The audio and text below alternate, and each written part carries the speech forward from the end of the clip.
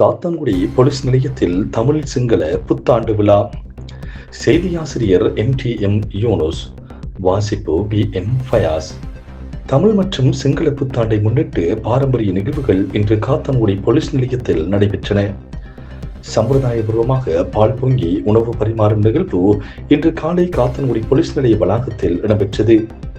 Kattankudy police நிலைய பொறுப்பதிகாரி AMR Alagakoon தலைமையில் இடம்பெற்ற இந்நிகழ்வில் அதிகளவான போலீஸ் உத்தியோகத்தர்கள் கலந்து கொண்டனர்.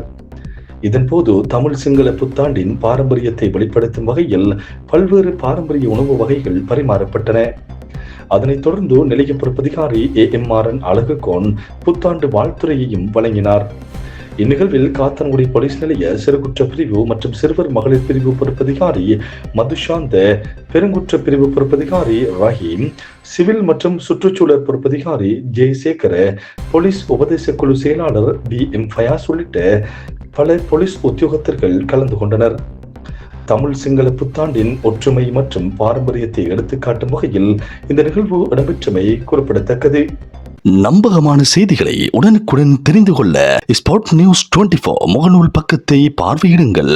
அதுபோல எமது www.spotnews.lk இணையதள பக்கத்தில் முழுமையான செய்திகளையும் பார்வையிடலாம். உண்மையான செய்திகளுக்கு ஸ்பாட் நியூஸ் 24.